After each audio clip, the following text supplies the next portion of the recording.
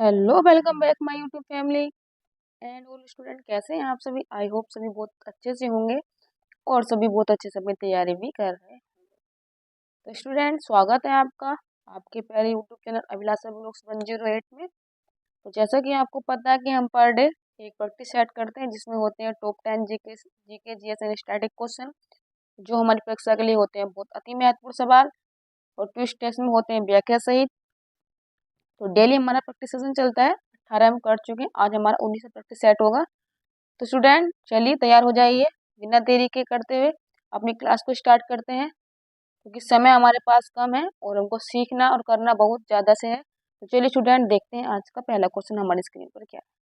तो स्टूडेंट जैसे कि आप देख पा रहे होंगे हमारे स्क्रीन पर पहला सवाल आ गया है। चलिए इसको रीड करते हैं और देखते हैं इसका क्वेश्चन का आंसर क्या है।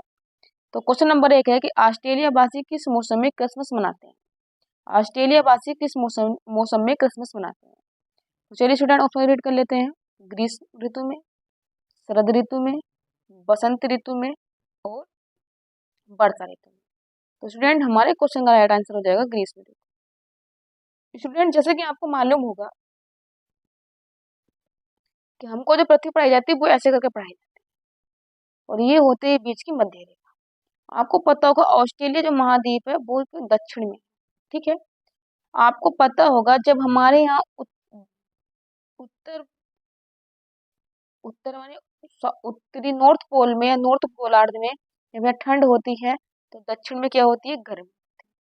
आपको पता होगा जब हमारे यहाँ 25 दिसंबर को ठंड होती है तो 25 दिसंबर को ऑस्ट्रेलिया में दक्षिणी में क्या होगा? गर्मी होगी ऑब्वियसली। तो उससे हम लगा सकते हैं निशान, आइडिया लगा सकते हैं कि ऑस्ट्रेलिया वासी किस मौसम में क्रिसमस मनाएंगे? तो गर्मी में मनाएंगे।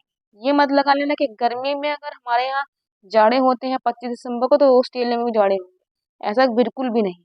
तो चलिए स्टूडेंट कॉन्सेप्ट आपको क्लियर हो गया होगा। बढ़ते हैं नेक्स्ट क्वेश्चन की तरफ, देखते हैं आज का second question. Student second question हमारे स्क्रीन पर है कि मानव के साथ कुत्ते के दफनाने के साक्ष्य कहाँ मिलते हैं? मानव के साथ कुत्ते के दफनाने के साक्ष्य कहाँ पर मिलते हैं?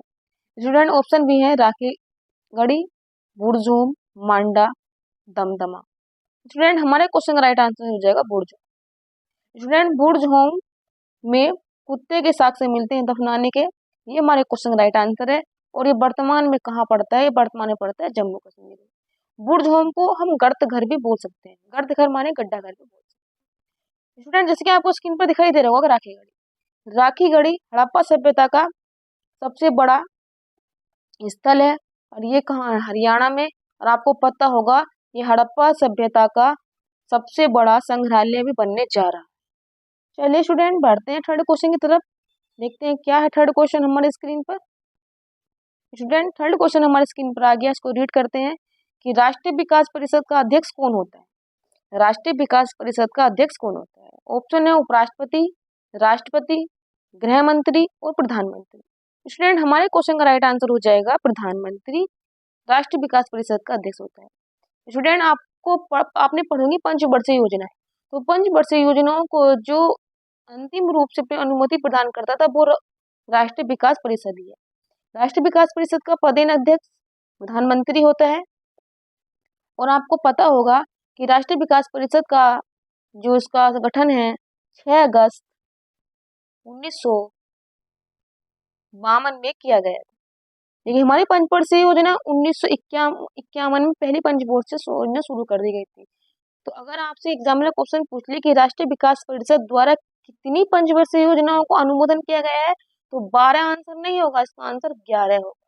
ये क्वेश्चन आप नोट डाउन कर लेंगे और अच्छे से ध्यान से पढ़ लेंगे, आपको क्लियर हो गया होगा। चलिए स्टूडेंट बढ़ते हैं नेक्स्ट क्वेश्चन की तरफ। आज का हमारा फोर्थ क्वेश्चन हमारी स्क्रीन पर इस प्रकार है। पहले क्वेश्चन पढ़ लेते हैं क्योंकि क्वेश्चन थोड़ा बड़ा था, इस वजह से आपको ऑप्शन नहीं दिख रहा होगा। पहले क्वेश्चन पढ़ेंगे उसके बाद हम ऑप्शन पढ़ेंगे। भगत सिंह, राजगुरु और सुखदेव को किस बात या किस केस में फांसी की सजा सुनाई गई थी?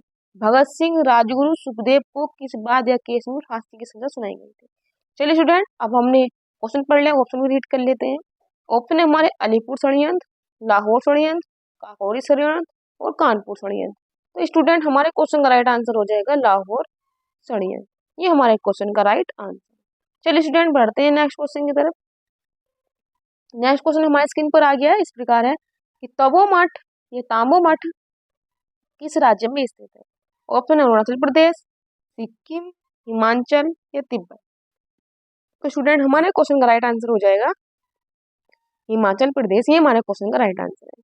स्टूडेंट आपको दिखाई दे रहा होगा अरुणाचल प्रदेश, अरुणाचल प्रदेश में तिबांग मठ, तिबांग मठ और तपो मठ तिबांग मठ में अंतर है, तो इसलिए कंफ्यूजन बिल्कुल नहीं होना है, क्वेश्चन का आंसर हम राइट लगाना है, क्योंकि मेरी टैगलाइन आपको याद भी होगी, सफलता आपकी संघर्ष हमारा।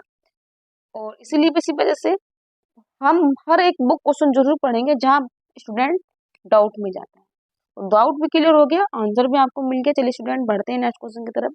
अगर हाई स्टूडेंट मेरी आपसे एक रिक्वेस्ट होती है बीच क्लास में, अगर आपको क्लास और कंटेंट पसंद आ रही है और मेरे समझाने का तरीका और क्लास का लेवल अच्छा लग रहा है तो प्लीज़ चैनल को सब्सक्राइब कर लीजिएगा, बने रहेगा मेरे यूट्यूब चैनल के साथ। अगर आप उसको चाहते हैं कि शेयर करना तो प्लीज़ शेयर भी कर दीजिएगा, लेकिन लाइक शेयर सब्सक्राइब तो आपको करके रखना। चलिए स्टूडेंट पढ़ते हैं सिक्स क्वेश्चन। जिरकोन किस देश की बैलिस्टिक मिसाइल? चीन, फ्रांस, रूस, उत्तर कोरिया। तो हमारे क्वेश्चन का आंसर हो जाएगा रूस। जिरकोन जो है रूस की बैलिस्टिक मिसाइल। चलिए स्टूडेंट बढ़ते हैं नेक्स्ट क्वेश्चन की तरफ। स्टूडेंट रूस की राजधानी, आप मुझे कमेंट बॉक्स में करके बताएंगे कि रूस की राजधानी क्या है। क्वेश्चन नंबर 7 है, विश्व पर्यावरण दिवस कब मनाया जाता है? 4 फरवरी, 25 जनवरी, 10 मार्च या 5 जून। तो स्टूडेंट विश्व पर्यावरण दिवस बनाया जाता है हमारा 5 जून को। जैसे कि स्टूडेंट आपको मालूम होगा कि इस बार पर्यावरण दिवस बनाया गया था और उसकी थीम क्या थी? Solution plastic pollution. ये आपको याद करके रखना है। और आपको मालूम भी होगा इस बार का जो विश्व पर्यावरण दिवस था उसको किसने इसको लीड किया था? त्रिनाद एंड टोबैको ने। ये आपको याद रखना है स्टूडेंट। जैसे कि आप देख पा रहे हैं 10 मार्च को क्या होता है? 10 मार्च को CISF डे बनाया जाता है। 25 जनवरी को मतदाता दिवस बनाया जाता है।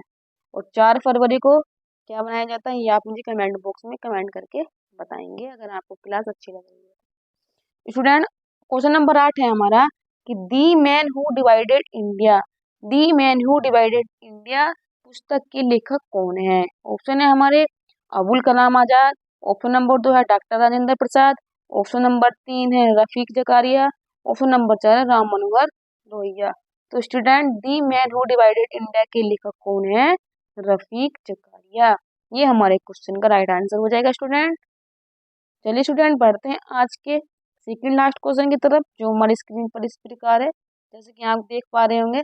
तो स्टूडेंट क्वेश्चन नंबर 9 है कि निर्धनता के दुष्चक्र की अवधारणा किससे संबंधित है?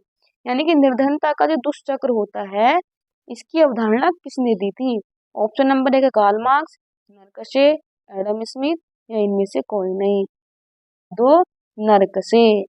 स्टूडेंट आपको पता होगा कि गरीबी का दुष्चक्र क्या होता है। मान लीजिए किसी परिवार में कोई गरीब है, अब वो गरीब है तो अपने बच्चों को उचित शिक्षा या उचित प्रबंधन या स्टैंडर्ड लाइफ नहीं दे पाए, उसके बच्चे भी उन सब चीजों शादी हो जाएगी, उसकी पीढ़ी भी ऐसी की ऐसी चलती रहेंगी। यानी कि जो गरीब है वो गरीब ही रहेगा और वो इस गरीबी के चक्कर से निकल नहीं पाएगा। इसको बोलते हैं गरीबी का दुष्चक्र।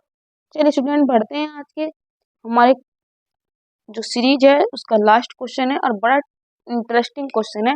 यहाँ आप सब गलती खाने वाले हैं, तो चलिए उस गलती को हम नहीं करेंगे। तो इस क्वेश्चन का सॉल्यूशन भी बताएंगे आपको।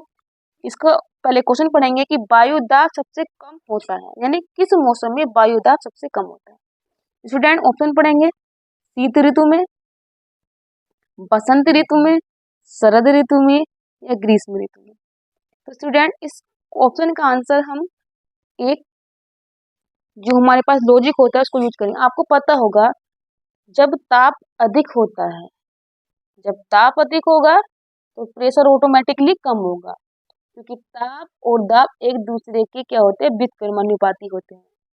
तो ताप अधिक कब होगा? ताप तो गर्मियों में ना अधिक होगा, अब ताप अधिक होगा तो दाब कम होगा। तो हमारे क्वेश्चन का आंसर क्या हो जाएगा? फोर्थ, यानी कि ग्रीष्म ऋतु। आप इस क्वेश्चन का आंसर बहुत अच्छे से जानेंगे होंगे, बहुत अच्छे से आपको पता चल गया होगा, क्लास में आपको काफी अच्छी लगी होगी, बहुत ही मजा आया होगा, इंटरेस्टिंग लगी होगी। तो लास्ट में हम आपसे बोलते हैं thank you so much all student and subscribe my YouTube channel and support my YouTube channel. तो स्टूडेंट, क्लास और कंटेंट आपको अच्छी लग रही होगी, सेशन भी आपको पसंद आता होगा और डेली आपको वेट भी रहता होगा कि कब क्लास आएगी। तो student, thank you so much, बने रहिएगा मेरे यूट्यूब चैनल पर। चैनल को सब्सक्राइब जरूर कर लीजिएगा, बेल आइकन को प्रेस भी करना है, क्योंकि कोई भी जानकारी, कोई भी क्लास, कोई भी इंफॉर्मेशन आपसे छूटे नहीं। और मिलते हैं अगले सेशन में। तो आज के लिए इतना ही। Thank you so much.